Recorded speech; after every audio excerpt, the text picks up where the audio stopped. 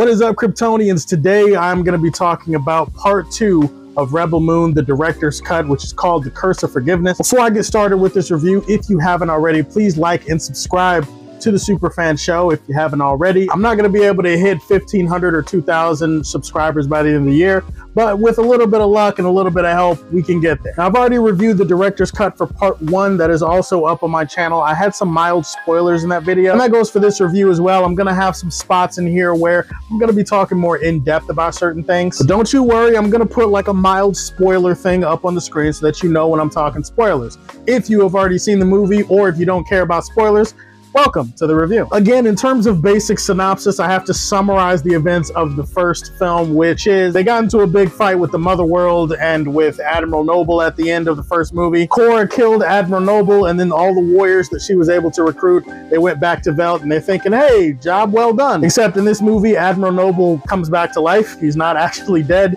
and then he decides to bring the full wrath of the Mother World down on this little tiny farming moon planet called Velt. So now Korra and the rest of the warriors have to arm the villagers. They have to defend them. They have to prepare a defense for the small farming village before, you know, Admiral Noble and the rest of his people wipe them all out. Now, I'm not going to hold you guys. I enjoyed the director's cut for part 1, but I didn't love it. I still had a lot of the same issues that I had with the regular PG-13 cut. Part 2 is where this shit actually feels worth it. Part 2 is what justifies the entire experience for me. Part 2 is a war movie through and through, and if you don't get excited about that, well, you weren't really that interested in a war movie to begin with. One of the things I criticized about part 1 is that there weren't enough character moments. There weren't enough scenes of the characters bonding, of the characters interacting, of the characters having moments with each other that make you feel invested in the relationships, make you feel invested in them as people. Part 2 does actually do a much better job at rectifying some of this. The only issue I have is that I feel like some of this character building should have been in part 1. But whatever, I mean, it is what it is. It's better late than never, I suppose. I'm glad that it's in there, and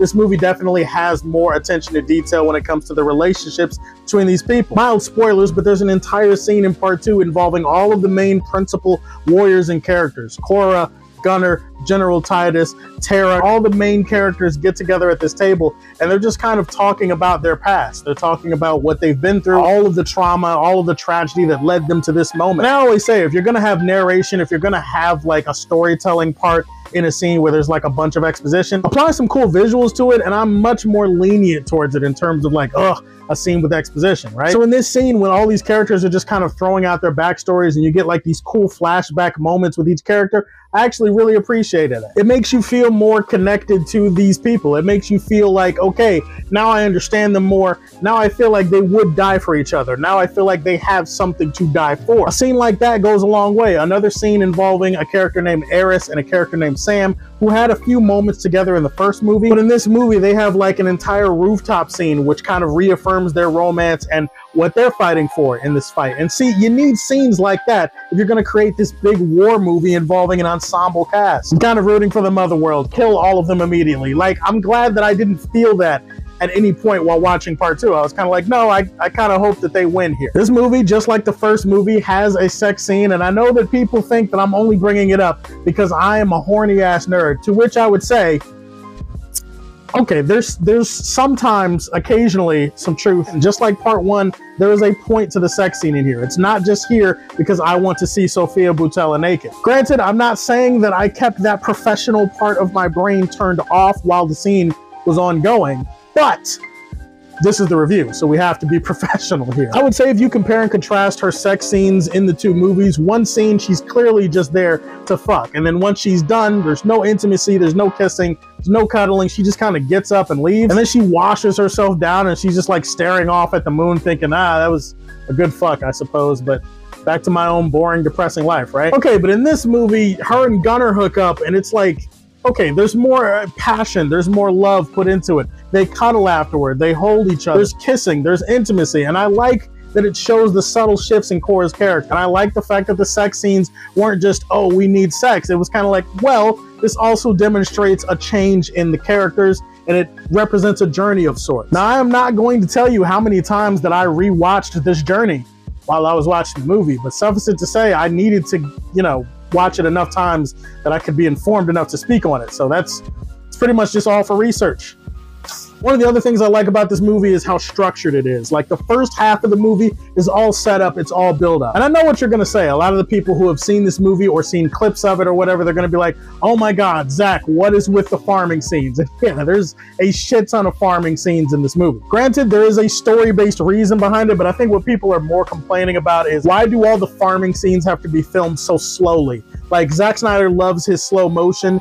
There's a lot of slow motion with a lot of these farming scenes. To which I would say, yeah, I get it. I understand. Like, Zach may have gone a bit too far in some places. But overall, I do feel like it makes you feel a little bit more connected to the farm people and to why they care so much about this farm and why they care so much about this community. The structure of this movie really helps. Everything flows and connects together. It's building anticipation for this big, huge, epic battle. And then the second half of the movie comes and it's nothing but big, huge, epic battle. There are so many action scenes in the second half of this movie that feel like they could be the finale for any other sci-fi action movie. You can criticize Zach for a lot of other things. You don't even have to like these movies, but what you can't say is that the man does not know how to film immaculate, beautiful, badass action scene. The imagery here just feels like it was ripped out of a graphic novel, as do most of the action sequences in a lot of Zach's movies. There's just a lot of blood, but it's a lot of stylized violence. You know what I'm saying? No, these are warriors. This is a war. There's gonna be a lot of blood, and these people are more like mythical beings that are moving through a fight scene. And I like that sense of scale. I like that sense of epicness, that grandiose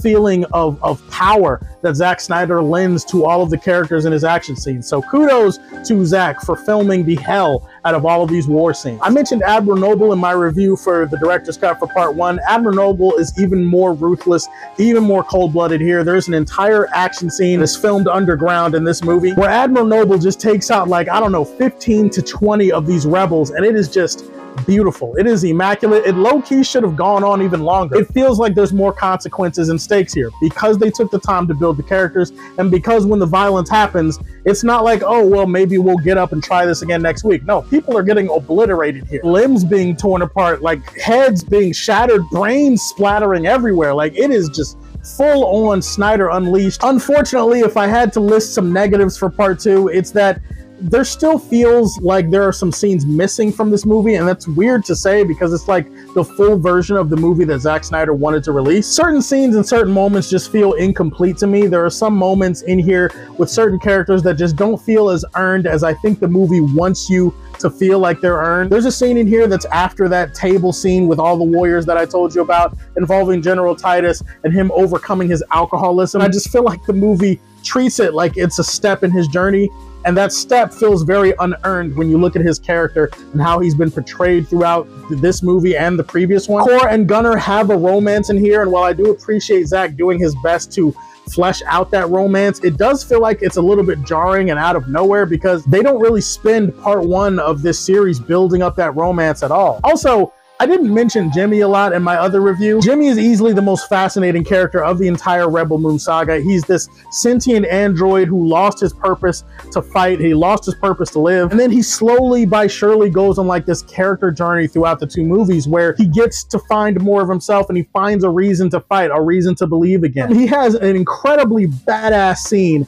in part 2 where he just kind of shows up and he's like, yeah, okay, game sliders up. This fight is over. It's kind of like whenever you have characters that are struggling or they're about to die or whatever, and then one character kind of comes in there and it's just like, oh, I have single-handedly shifted the tides of war in our favor. And low-key, I actually kind of understand why Zack cut Jimmy's scenes in the PG-13 movie, why they felt like they had to cut them down, because it does feel like you're just kind of jumping back and forth between Jimmy and his side quests and then the main plot of the story. But in this movie, you've already had him go on his side quest. You've already had him present himself as an ally to these characters. This movie needed more Jimmy. It just needed more Jimmy. I'm sorry. You know what this movie also needed that I'm going to hold Zack Snyder accountable for? It did not have enough Devra Bloodaxe. Look at this immaculate woman, this masterpiece of a beauty, and for some reason Zack just doesn't want us to see her. He doesn't want her to be on screen. She has like one scene in part 1 and she has one scene in part 2, and it pisses me off because it's like, why would you rob us of seeing this fine ass woman? Like, you talk about cinematography, what about the cinematography on her?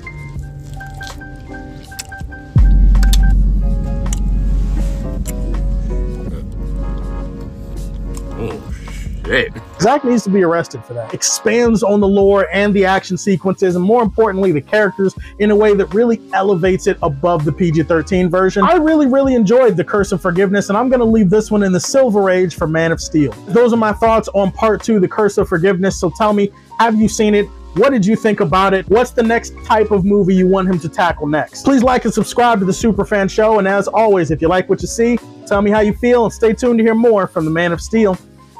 Peace.